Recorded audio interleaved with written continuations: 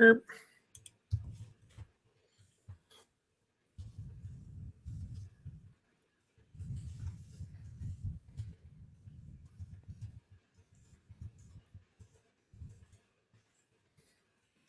Mm-mm.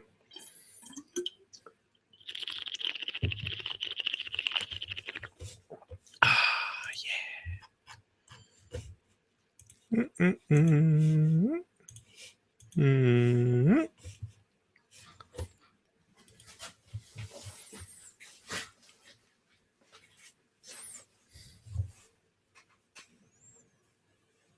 All right.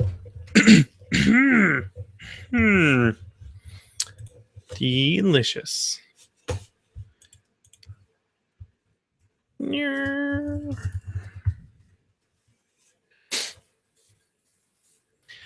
Hey, everybody. Welcome to the stream.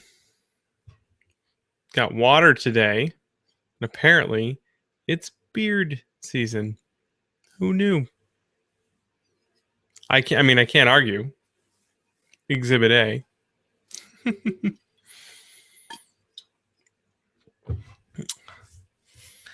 I see the chat is active today. I hear you guys put together a bingo, a Punished Props bingo board. I was checking that out earlier today. And apparently Hay Patch is on time, which means those who get the Hay Patch is late bingo piece do not get to check that off. Yeah.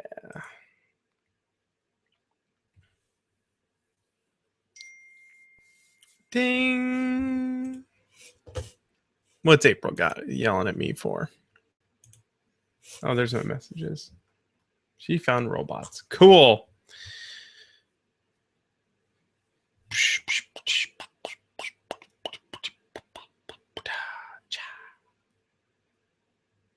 Phoenix Revival wants to know if the axe tastes like victory and barge.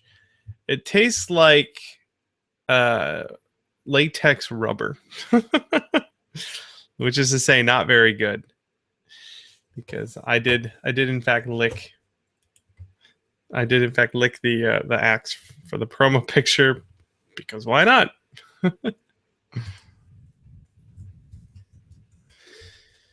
Cool.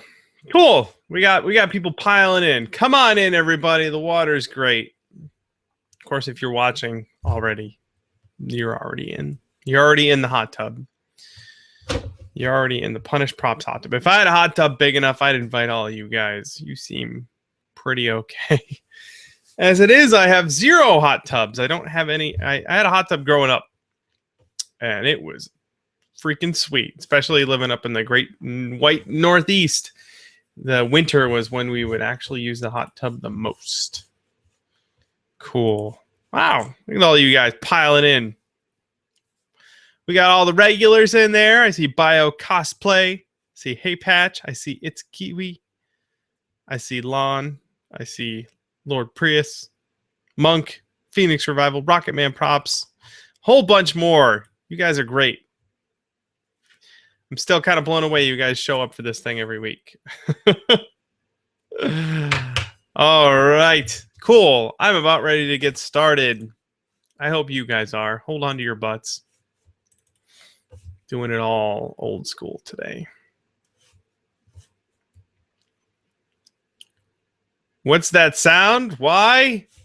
It's Prop Live. Hooray! Welcome to Prop Live, everybody. I want you all to know that I almost pushed the stop broadcast button instead of the stop sharing button, which if you watched an episode with me and Harrison Cricks quite a while ago, that's exactly what I did. And I stopped the broadcast midstream. Welcome to Prop Live, your weekly prop and costume making Q&A session. I'm doing it solo today. I'm Bill Solo today, which is appropriate because I look so much like Han Solo, of course. We were not able to wrangle a guest this week. We'll have one for next week. Got someone lined up already. But this week, it's just me. Me hanging out in the office here with you guys for the next hour to tackle your prop and costume making questions. But first, I have a whole bunch of updates for you guys. I have a huge list. We have a lot of things coming up, and I want to make sure you guys are up to date. So here we go. Buckle up. It's going to be a good time. Yeah.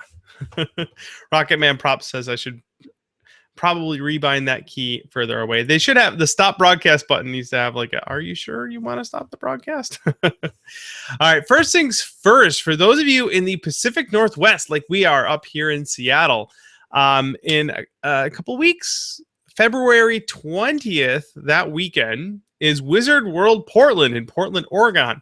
Oregon? That's how they say it there, I'm told. Also, you can't pump your own gas in Oregon. They will yell at you if you try and do that. Ask me how I know. Anyway, Wizard World Portland is going on. It's a big comic convention down there, and it's just 3 hours south of us. So we're going to be there. Me and Britt hanging out. We're probably going to have some costumes on, which will be really fun. We're doing a couple of panels. Let's see, there's a behind the craft panel. Behind the scenes look at costume and prop making with a bunch of my friends, Keith and Abby, Jesse and Chin Chin. All the cool kids are going to be there. I even hear Harrison Cricks is going to be there, which is very exciting because it's hard to get that guy out to the West Coast.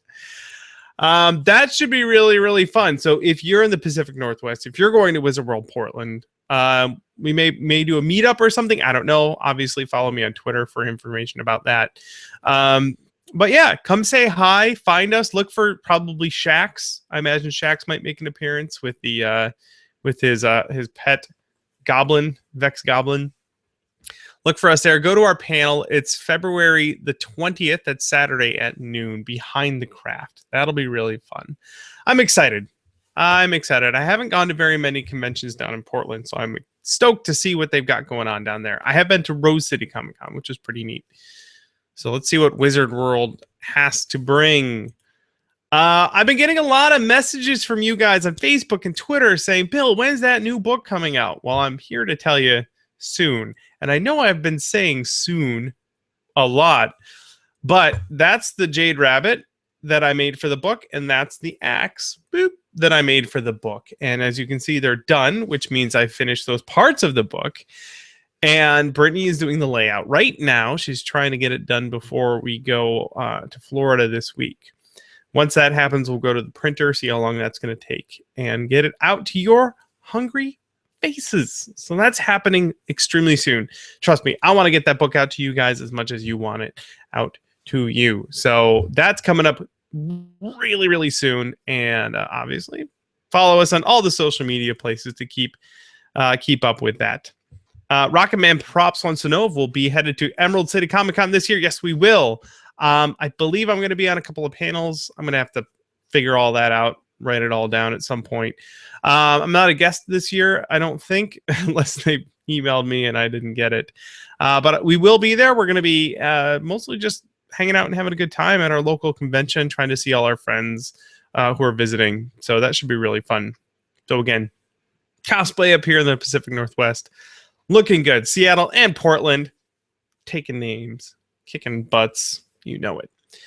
That's the new book. Those are the pieces for it. I'm excited. We just took a bunch of photos for the book yesterday, and I can't wait to show them to you guys because they're kind of neat. They're kind of fun. Let's see here. We've got a new video up all about cold casting. You guys have been giving us tons of feedback on the molding and casting video series. We've been having a lot of fun making them. You guys seem to be enjoying them. Go check out the cold casting video. And then I have a project I've been working on right here. You guys have been following along, and it's just about done. Dun, dun, dun, dun, dun. This is Ray's blaster that I've been working on, and I'm really, really stoked about how it's turning out, especially these grips. They turned out great. Ta-da! And this is the first casting. I'm doing some tests on this. It's all friction fit together. This is a piece that goes on the handle right there. And there you go. It's coming together. I had to figure out how to put all these pieces together, but I think I've got it. And I'm really, really stoked about how it's turning out. So I can't wait to get this video to you guys. Now, most of the progress on this, I've been showcasing on the last couple of live streams that we've done. Live streams, Bill? What live streams? Oh, well, you haven't heard. Let me go change over to the thing. Screen share. Bill, do it right this time. That's right. We've started streaming over on Twitch. So if you go, let me see if I can make that an appropriate resolution. That seems right.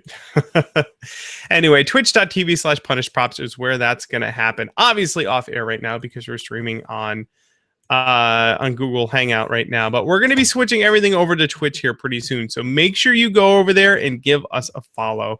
The great thing about that is you can set it up so that anytime we go live, you can get a notification. But right now we do streams over there Tuesdays at noon Pacific, and then we'll be doing this over there. So Thursdays at 5 p.m. Pacific, we'll be doing over there. So you can count on us being live at certain times. But also, go follow us.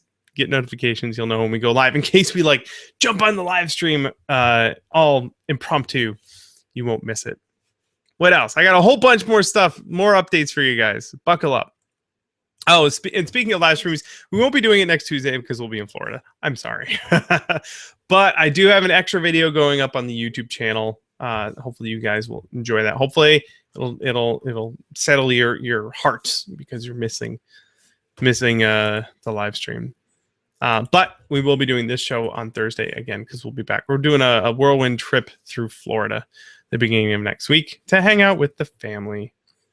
All right. What else? Oh, the last thing I have to do is to thank our wonderful patrons. You guys are great. I know a lot of you guys are hanging out in the chat right now. This is the reason why we can do this stuff that we do is through our Patreon page. This is how this show and our whole YouTube channel gets funded by 117 wonderful patrons who are willing to throw a couple of their hard-earned dollars towards us so that we can make more great content for you guys. And a good example of why that's so great. I have a camera right there, a DSLR camera that I bought in 2012. I think I got that one, the Nikon D7000. It's had a rough life in the shop. It gets bounced around a lot, and I actually dropped it a while ago, and it worked for a while. It did okay, but then the shutter mechanism sort of committed seppuku and it died, and it was completely unusable, and I had to send it away to Nikon to get fixed, and it wasn't cheap to fix, but it was a lot cheaper than buying a new camera. Anyway, because of the support you guys throw us over on Patreon, I'm able to fix camera gear, buy new camera gear. We got this adorable little camera. Ta-da! And that's all because of you guys. So thank you very much for helping out. If you like the show, if you like the YouTube channel, please consider going over there and helping out. All right. I think I'm just about done. I think that's all the updates I had for you guys. It only took 10 minutes. Not a problem. Not a problem. What's going on in the chat? Venger is asking if I intend to upload Twitch live streams to YouTube, not just the abridged version. No, well, this show, the Prop Live show, will go up on YouTube complete, the whole thing, start to finish. The from the shop ones, I think I'm going to continue to do the edited versions of those. I pull the video down from Twitch, I cut it down to about 10 minutes, and I throw it up there. The reason being, I really want to encourage people to show up live. The Twitch is really about that live experience, and putting up like a highlight reel on YouTube gets people excited for it, but you always want to leave them wanting more, and that's my way of encouraging people to go over and catch the stream live. But yeah, this show will go up in its entirety, but the from the shop stuff that we do weekly is going to be abridged. Yeah, that's where the impetus is for that. All right. Cool. Well, you guys sent us a whole bunch of questions earlier today. Again, if you want to submit questions, the way to do that is over at punishedprops.com/live. That's the way we've found the best way to wrangle all of your questions. They all get sent to one place. Trying to grab questions out of the chat is really hard because they zip on by really fast. Now we can catch them all in the moment, or not in the moment, but prior to the show, and we're ready to go. And a whole bunch of you guys did that. So we have a whole bunch of questions for today, and I'm going to just dive right in. All right, Thomas, first question. Thomas wants to know, I was wondering if it's okay to use poplar wood as a master for a mold. I'm planning on making my first mold with a sword, and I'm making it out of poplar wood. And I was wondering if there are any issues I could run into with this wood. I've heard that poplar can warp sometimes. Thank you. I've never had any problems using poplar. I can't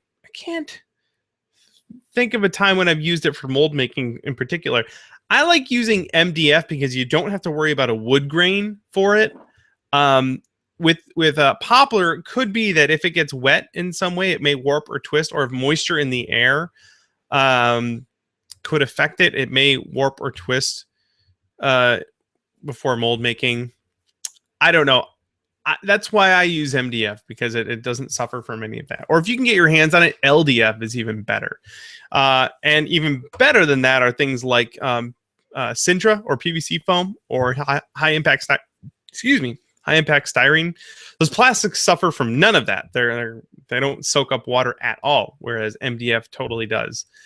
Yeah, so you could totally make it out of poplar if you want to. But I can't see an occasion when that would be better than using something like MDF. If you're going to be molding it anyway, then you don't need to worry about it being too structurally sound. So like a long piece of MDF would be, you don't have that wood grain to help give it structure. So for a finished one-off piece, I wouldn't make it out of MDF, like a big long sword blade. That I would definitely make out of poplar. But for something that's going to be molded, I'd go with something like MDF. And seal it a whole bunch. Use a bunch of filler primer on it. Sand it nice and smooth. And then make your mold. So there you go. But in general, for mold making, in fact, we did a mold making FAQ. We'll put a link in the show notes to that. The mold making FAQ was really great. We had a lot of questions about what to use as a master material for making your mold. And anything that won't cause the silicone to inhibit, it's possible to make a mold out of it. You just pour some silicone out on your driveway and make a mold of the asphalt if you want to. I can't picture a time when that would be useful, but you could totally do it. The only thing that you're going to run into problems with is if your master is made out of something that would make the silicone not cure. So if you're using a tin or a platinum cure silicone and you're using a clay that's got sulfur in it, you're going to have a bad time. But other than that, you can make a mold of just about anything. So there you go. Hopefully, I know I rambled on a whole bunch with that one, Thomas, but hopefully somewhere in there you found an answer. All right, cool. Next question comes from Rose. But Rose, I recommend you just go ahead and introduce yourself as Rogue. That would be cool. My BFF and I are working on some Star Wars The Old Republic costumes, and one of them has armor that goes all the way around the thighs, and there's a picture, so I'm going to show off the picture like that. Here we go. Lady and dude, we got thigh armor. There we go. That's a really tiny picture, but that's the idea. We have some thigh armor going on there, similar to some Mass Effect armor, some other stuff I've done. All right. The rest of the question is, do you have any suggestions for how to keep from destroying the armor where the thighs will rub together? I thought maybe using Sintra instead of foam since it's more durable. I'll tell you what I've done in the past for similar costumes like that. My shepherd's hiding over there, but my Mass Effect armor is over there. I usually leave the inside of my thighs bare. That does a couple of things. One, you can take those armor pieces and nest them together for travel, which makes it a lot easier than having a full cylinder. And two, there's less material there, so your legs don't run into one another. So I would just modify the design a little bit. That's that armor design in general is highly impractical. Like in reality, it doesn't work that way. And if you look at medieval armor, you won't see a lot of them that unless it's like super crazy plate armor, it doesn't always completely encase the armor, especially for a knight. Let's say you're a knight and you have to ride on horseback. Do you want metal plates on the inside of your thighs? No, that would suck. Yeah, so I would recommend modifying the design a little bit. You could have elastic straps on the inside of your thighs. That's what my Commander Shepard armor has. Those straps have snaps on them, so I can unbuckle them again so that I can nest those pieces together. And that is, in my opinion, the best way to handle that situation. Just modify it a little bit. Just about every single armor set I've ever made, for every costume armor I've ever made, I've modified the design a little bit so that it's more accommodating, so that I can sit down, so that I can go pee, so that it's more comfortable. It's just the case, especially stuff from video games, that most of those designs look really neat, but they're completely impractical in any sort of real application. So keep that in mind, and don't feel like you got to match the look perfectly. So there you go. There you go, Rogue. I really hope she starts calling herself Rogue. That's what I would do. I can't. Bill doesn't change into anything cool. Fearless Facade, one of our buddies, one of our regulars. What do you want to know, Fearless Facade? Other than fiberglass and resin, can you think of any good alternatives that I could use for thickening and strengthening my vacuum formed masks? The high impact styrene I'm using is only 1 millimeter or less thick, and I want a good rigid mask if possible. Any ideas? First of all, we get a lot of questions with qualifiers like, without using this or this, how do I solve my problem? When usually those qualifiers are the way to solve the problem. Backing up a thing like a vacuum form piece with fiberglass, perfect way to give it some strength. Or slush casting some resin, sand the inside, then slush cast some resin on the inside of it. Perfect, great way to do it. Adds some structure to it. Other than that, I mean, you have a vacuum form piece, and then you want to have something go in there that matches it and becomes rigid. You could try Worbla, I guess. I mean, it's kind of a convoluted way, and it's not much cheaper than fiberglass. But you could just heat up Worbla and press it on the inside of there, and then maybe glue it in place. That could work. But I'll tell you what, if I was doing it, I would use fiberglass. I don't know why you're handicapping yourself. Do it the right way. Learn the materials that'll work the best for you. Let me see here. Yeah, or use thicker styrene. Get some thicker. He's only using 1 millimeter high impact styrene. Get some thicker styrene and vacuum form it from something a little more rigid, a little more durable. Something else you can do. It's not the greatest ever, but look up Rondo, R-O-N-D-O. It's a mix of epoxy resin and Bondo, I think.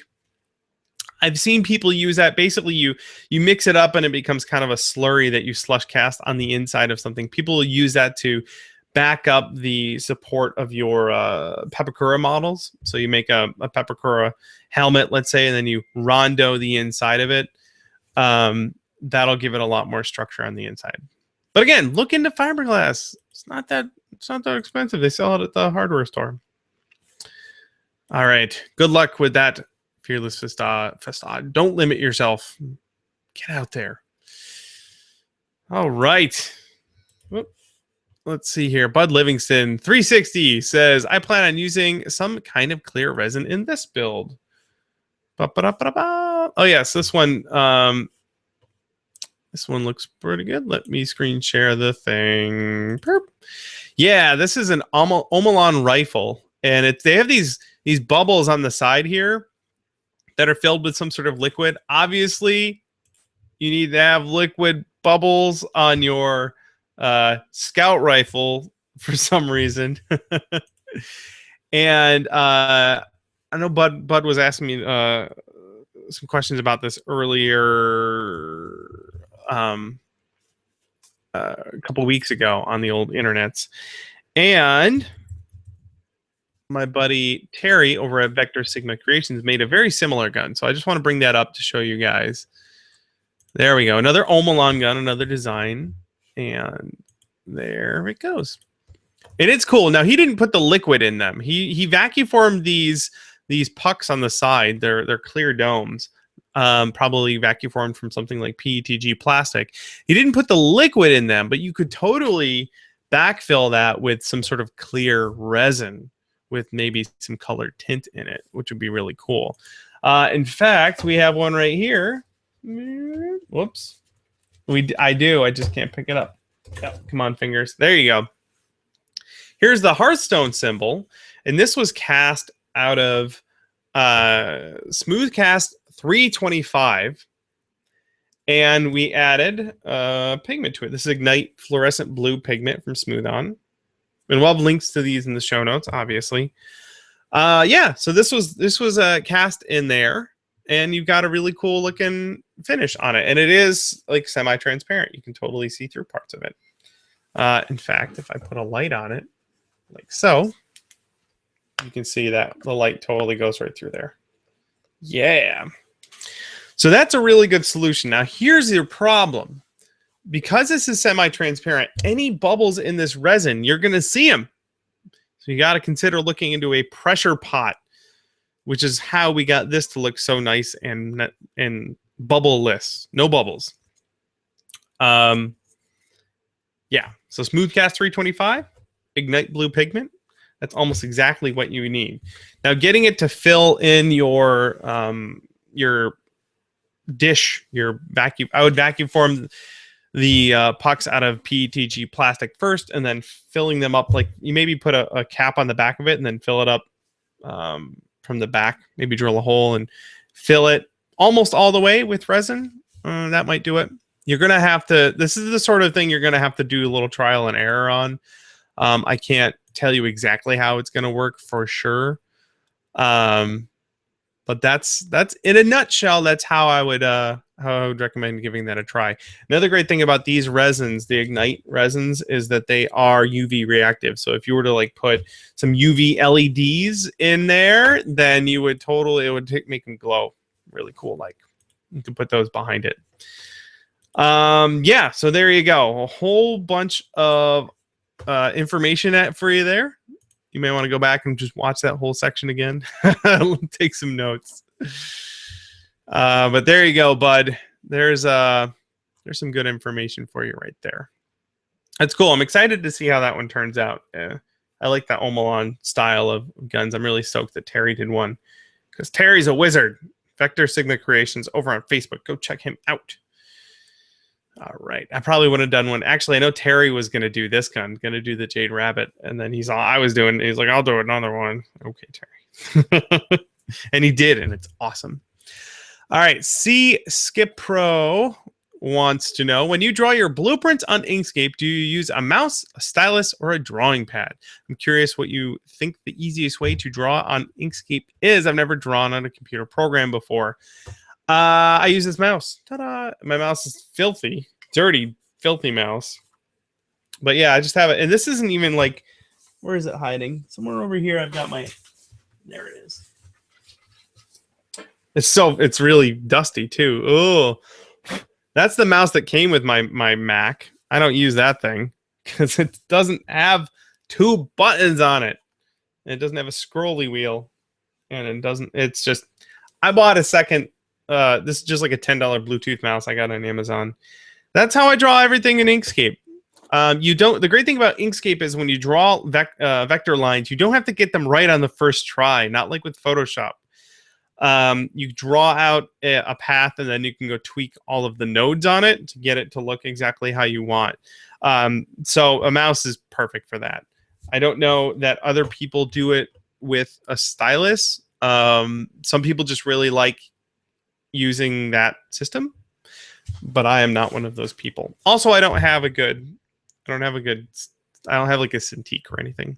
I do have a drawing pad around here somewhere. I got a long time ago, but I just never got into it. I would like a Cintiq though, man. That'd be awesome. But for vector stuff, I think the mouse is probably your best bet. Give it a try. Inkscape is free. It's really, really great. I like it better than Illustrator because it's got fewer options. I just use it for drawing vector lines. I don't do anything else fancy with it.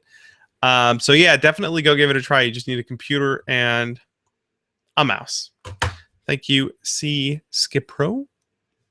And I hope you draw some cool blueprints. Let's take a moment here to let everyone know that it's beard season, apparently.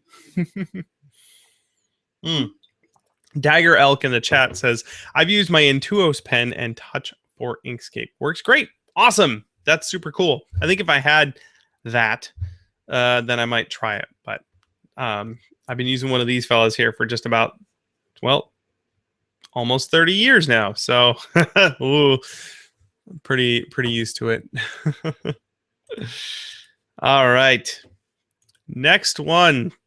Next question comes from Steve. He says, I know you don't use a lot of Worbla, but I thought I'd ask anyway. I'm getting some parts for a Dreadbuilt made from Worbla, and I'm wondering how best to finish them, as I'm sure Worbla has a texture and the pouches would be smooth, or should be smooth. Would a few coats of Plasti Dip be okay, or do I need to fill and sand it a few times? In my experience, if you want to get rid of the texture on the Worbla, you gotta fill and sand it a bunch. I'm going to give you a really great example. Go over to Coregeek.net, and there it is. Eric over at Coregeek, he does a lot of stuff in foam. He does a lot of stuff in Worbla. This Loki helmet, believe it or not, was done in Worbla. The back of it there, this nice smooth thing, all done in Worbla. He did a lot of filling and sanding because he likes that, I guess. He has a full build on it here. And I believe he started with a, what's that sport? Come on, Bill. Baseball. He started with a baseball helmet and molded everything on top of there using Worbla. And then I believe he used a lot of gesso to fill it and sand it. I've heard people using wood putty to fill it.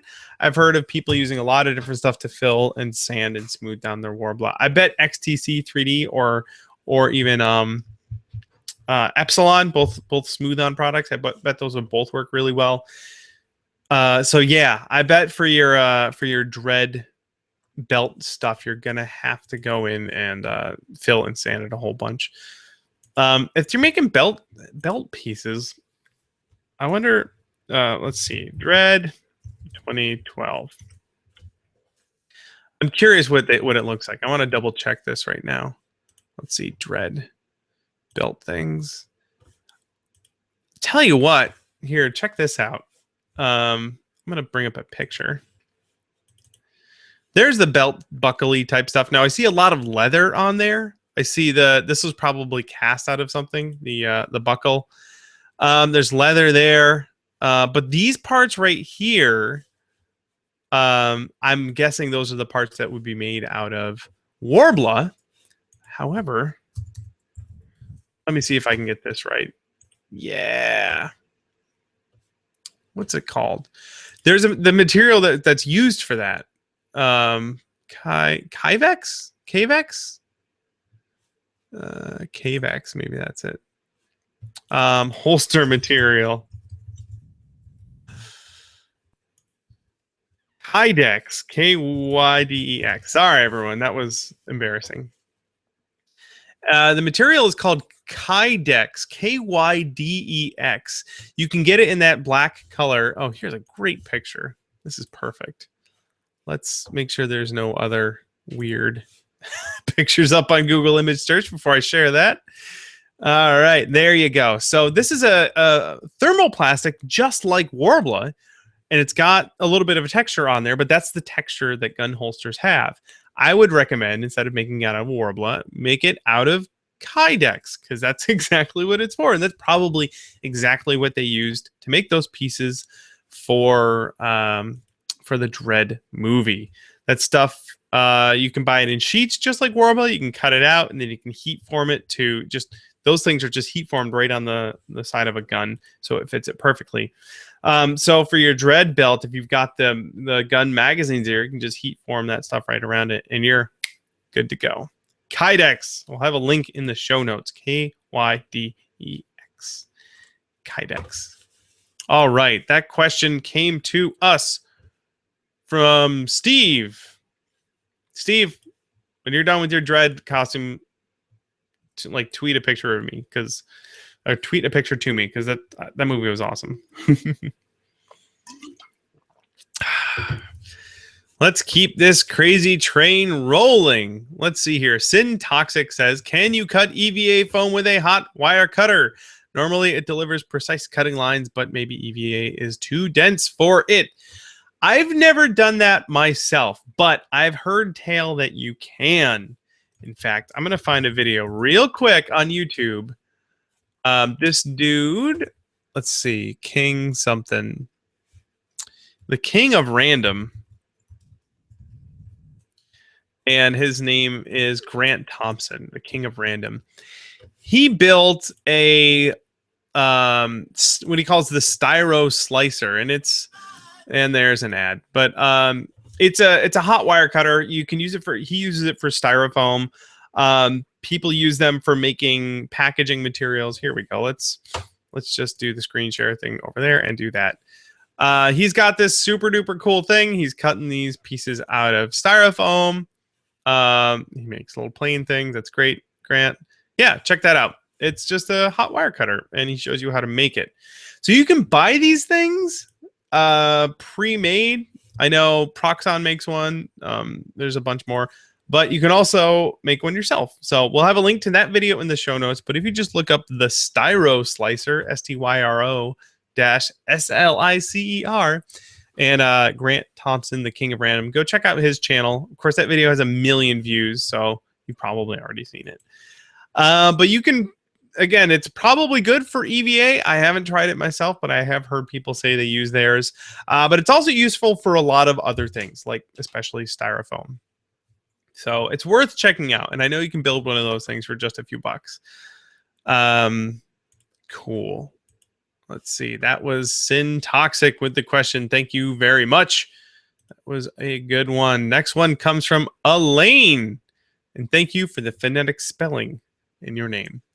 Have you ever thought of using Sintra for armor? Not only have I thought it, I've done it. Whoa. I know Fabricator Djinn finally finished his Imperious costume, and it was primarily made of Sintra. Yeah, I know a lot of people who just absolutely love using more rigid materials like foam PVC, like Sintra, or high impact styrene for most of their armor and costume builds. And I've done some of those in the past. I just, once I went down the path, down the foam path, I really kind of just ran with it. Mostly because it is so fast to work with foam. It's really, really fast, especially once you really learn how to bend it to your will. Working with EVA foam is just ridiculously fast compared to working with the more rigid materials like Sintra. The huge benefit to Sintra is that because it's rigid, you can finish it to a high level of polish that you absolutely cannot do with EVA foam. But, and I'm going to dive back into my Wayback Machine, and I'm going to find my, I probably have this on my website. I bet it's on my website. I'm going to find a costume that I made with Sintra. Dragon Age, going back to 2012, 2011, earlier than that. There it is. I made this. This is all made, the armor anyway, was made out of Sintra. So this is my Dragon Age Hawke, Mage Hawke costume, and all of the armor pieces. You can see I did all my templating using cardboard, and we'll have a link. I'll put a link to this in the show notes. But if you go to punishprops.com and look up Dragon Age, you'll find it. I templated it all out with cardboard, and then I transferred those to Sintra. I cut them out. I glued them together. I actually fiberglassed them together. And then I filled in all of the edges, I believe, with Bondo. Yep, it says so right there. To sort of fair all the pieces together, painted and beat them all up. So yeah, that whole thing all made out of Sintra. For sure, all the armor made out of Sintra. And if I was going to make, and I've considered remaking that costume. I like that one a lot. If I was going to do that one again, I'd probably make it all out of foam because I could do it in about half the time. Easy. But I've learned a lot since then. That was 5 years ago. Was that 5 years ago? Wow. But it's an awful. Let's do one more comparison here. This game's called "Look How Much Gray Isn't in Bill's Beard or Hair." I'll let you guys in on a little secret. I actually dyed my hair for that photo shoot. I can't remember if I dyed my beard or not, but I wanted to look like the guy in the trailer, and he doesn't have any gray hair. Yeah, for that build, Sintra was really great. Really great. So yes, I have considered using Sintra. Again, depending on the look you're going for, that might be the best material for you. I recommend always try out lots of different materials. You should probably start with foam because it's so cheap and easy, but try out lots of materials. See what speaks to you. See what works the best for you. A good example, Elaine mentioned Caleb's costume, his Imperious costume. You could not pull off the finish and look that he had with that using foam. It just wouldn't happen. All right, next question. This one comes from Lee. All right. What are the benefits and drawbacks of airbrushing versus spray painting or hand brushing your foam, props, and armor? Can an empty airbrush be used to clean foam dust as well? Are those basic airbrush compressors kits worth the money? That was a lot of questions about airbrushes. Let's dive into it. With spray painting, you are limited to the colors available, right? You can't mix your own colors. You're limited to the amount of paint that comes out of it, right? You can't adjust the air pressure. It's just whatever pressure is in the can. And it is generally much more expensive to use spray paint because that full can, even though it's like a $4 can, it is not full of paint. It is mostly propellant. So there are a lot of downsides to spray painting. Now, the upside is it is super convenient. You don't need any extra equipment. You can just spray it right out of the can. Let's see here. The benefits of spray painting or airbrushing over hand brushing is you can get a nice even finish and you can do gradients. Now, that doesn't mean you can't accomplish that with a brush. You totally can, but it is so much faster with an airbrush. You can, especially because you can apply a light layer of paint with the airbrush. It'll dry a lot quicker, and then you can put on subsequent layers on top of that. Can an empty airbrush be used to clean foam dust? Sure, but I would recommend just getting a compressor. I have a normal airbrush compressor that stays connected to the airbrush in our paint room. And then I have a normal compressor that's like a shop compressor. It's just like a small 3-gallon shop compressor. And that guy can put out a lot more PSI, and you can put an air gun on it so you can blast dust out of places. I generally go between the two and use the one when it's best suited for you. And then the basic airbrush compressor kits, are they worth the money? They sure are. I'll tell you what I did for a long time. It was Black Friday. I went to Lowe's and I got a Husky air compressor for $60. That compressor came with an airbrush. Now, this is, again, a tank, like a shop compressor with a 3-gallon tank. It came with an airbrush. It came with a bunch of different nozzles for doing a lot of different things, like filling the tires on your car or filling a basketball or whatever. It came with an air blaster for just blowing dust out of stuff. It came with all those parts. It lasted like 5 years before I killed it because I used it every single day. But you can use it for airbrushing. And again, $60, and it was a really cheap airbrush, but it worked. And I learned on that. I used that cheap airbrush to learn how to airbrush. It was a normal, like, siphon-fed, single-action airbrush, but it worked. And I got good with that airbrush before I invested any more money in my kit, my loadout. So I recommend doing that. Or they have kits on Amazon that, like, Badger, I think, has a couple of them. That's a small airbrush compressor along with another brush or a couple of brushes for usually like less than $100. It's not too much to get into airbrushing, and it's totally worth trying. It's a very valuable, as I pointed out earlier, a lot of benefits to airbrushing. Also, there are some paints that you just plain can't get in a rattle can. For example, this gun, my Rays Blaster, I'm going to be painting with all-clad lacquers, and they are incredible, but they do not come in a rattle can. So that's my airbrush spiel, you guys. I'm pretty sure I've got a video on airbrushing. I don't remember on the old YouTube channel. We'll take a look. We'll look for that one and see if we can post that in the show notes. All right. Thank you, Lee. I could probably do a whole episode just talking about airbrushing and spray painting. Baba Louie wants to know, have you ever attached wood to foam? This sort of question comes up every once in a while. Oops, and I opened the wrong website. This is my favorite website for adhesives, and I'm going to share it with you guys. Here we go. ThisToThat.com. This is a wonderful website. Let's see here. Wood to foam, or they say styrofoam. Let's see here. Polyurethane adhesive, universal adhesive, Gorilla Glue. Got a lot of options here. Hot glue. Hot glue might be your best method. It's definitely the easiest. What if I say vinyl? Because it's ethyl vinyl acetate for EVA. Carpentry glue. Wow. Carpenter's glue. And they also recommend clamping would be the best. But I would probably start with hot glue. That'd probably be the quickest thing to try out and see if it works out for you. But whenever you're like not sure about what sort of adhesive to that, go to ThisToThat.com. That's exactly what I do, because I don't know all the answers. I claim to. Secret. I don't know all the answers, but I know the website that has them, or I know a whole bunch of websites that have all the answers.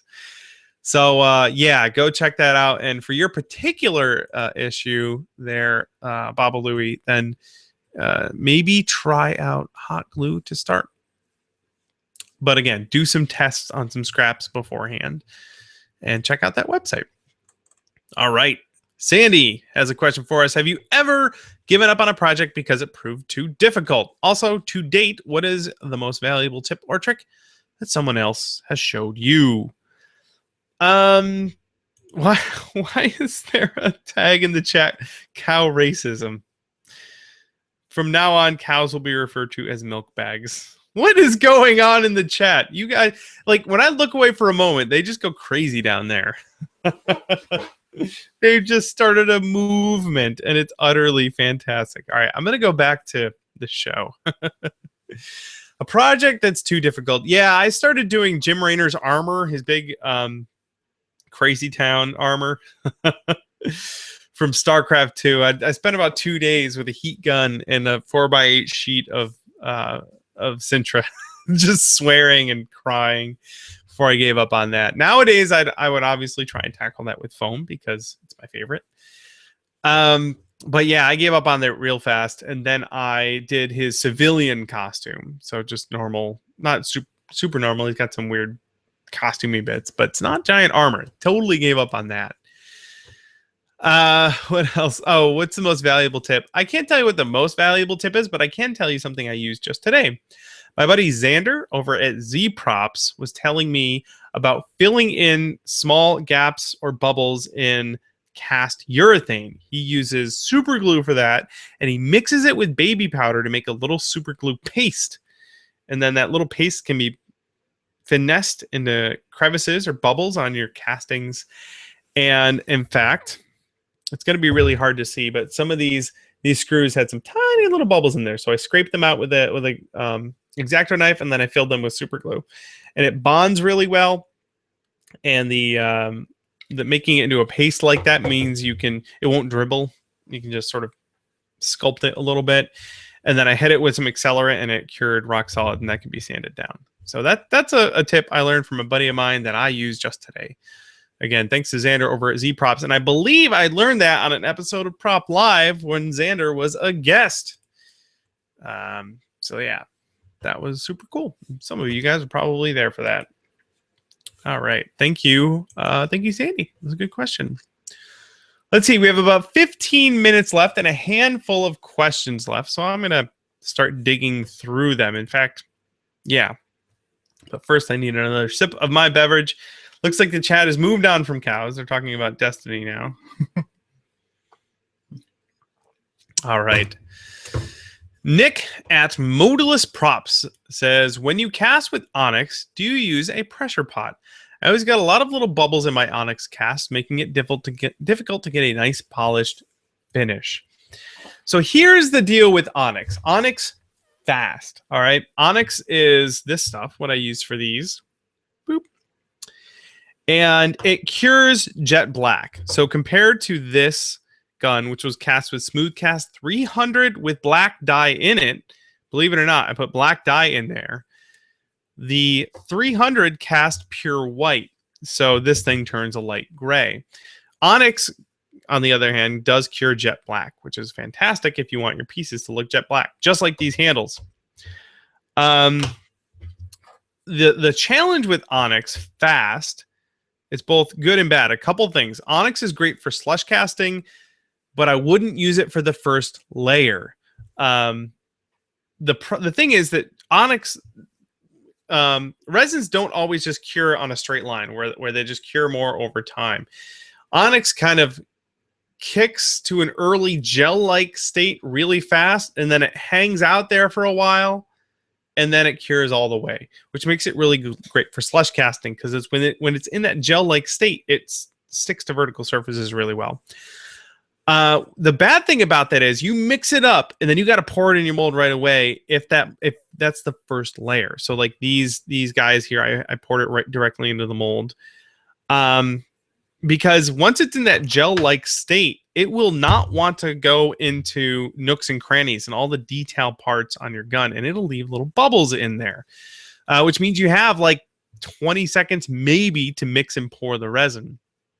Again, if you want a jet black finish without any paint on it, you have to do that. You got to pour it really fast. If you're not as concerned about it, you can do a print coat in Smooth Cast 300. You can try and tint it really heavy with black resin, but it's still going to turn kind of gray. Slush cast that inside your mold to capture all the details. On the curing graph that I've made with my hands here with 300, it cures kind of really slowly. It stays liquidy for longer, and it doesn't hang out in that gel-like state. It gets to that right at the end. It kind of like turns to a gel, and then it kicks right away. But that gives you more time to make sure that the resin gets into all the nooks and crannies. It doesn't guarantee it. For example, the little, let's call them nipples, because why not?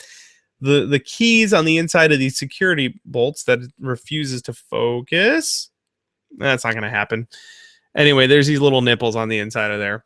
When I poured the resin in, especially on the where are they? Some of the other pieces I have. The resin doesn't want to go down in there. Oh, this part here. This is a plate, a separate plate here, and the mold is really shallow, so there isn't a lot of liquid weight pushing the resin down into those nooks and crannies. So when I poured it in there, even with Smooth Cast 300, which is pretty thin, I had to use a poking device, high tech, to poke bubbles out of the nipples. I said that out loud now, and now I can't take it back. That's just the way I had to do that. So yeah. Again, it's not the end of the world if those tiny things get bubbles, but these are the things I think about when I'm pouring resin into molds. Yeah, a bit long-winded there, Nick, but that's the gist with Onyx. Yes. Cool. There is Lady Longshanks in the chat. My wonderful wife Brittany is also recommending there is Onyx Slow. Let me see here. I've never actually used Onyx Slow, but if you want something that takes longer to cure, Smooth Cast Onyx. Let's see. That takes... Oh, the pot life on this is 2.5 minutes. The pot life on Slow is 5. So it's not like you get a ton more time, but it does take 90 minutes to demold it. So that might be a good option for you if you want to have a little more time to work and finesse the resin into your mold, and still have that jet black finish. Then that might be your best option. So Smooth Cast or Onyx Fast and Onyx Slow, two different ones. This one was definitely Onyx Fast, and it kicks like Like I said, fast. Thank you, Nick. There you go. All right. Let's see if we can pile through the remainder of the questions here. Chocobo Meow. Again, you can, when you submit your questions, you can put any name in there. So Chocobo Meow. When in a bind, what would you use as a release when making a 2-part mold? If you don't they're waiting for a delivery, like a delivery of mold release, let's say. Boy, I'm trying to remember. The only things I've ever used as a mold release are the spray, which is the best way to do it. And I also used a wax, but it was a mold release wax. And I don't know. I don't know if there are any alternatives that you could use, like household items that you could use as a release agent. Yeah. I don't know. That's a really great question. But I'll tell you what, Chocobo Meow, I bet Smooth On has some information about that. They're going to tell you, obviously, to buy their mold release, but there may be some other options. But unfortunately, you may just have to wait for that mold release to show up because, like I said, it's the best way to do it. It's the easiest to apply. You just spray it. Guarantees you're not going to get your two halves of your mold bonding to one another. So you really may just have to wait. Personally, I have 3 cans of the stuff in the shop because I never want to run out. I never want to be in that situation. So yeah, there we go. All right. Good luck, Chocobo Meow, and be patient. All right. Destiny Spasm in the chat says you can use dish soap as a mold release. I would fact check that. Baby powder is not gonna. I wouldn't count on baby powder. When we're talking about mold release, we're talking about keeping the two when you're pouring your silicone.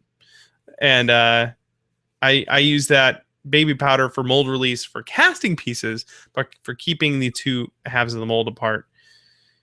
Now, Phoenix Revival says, and cooking spray if you're desperate. No, don't do that.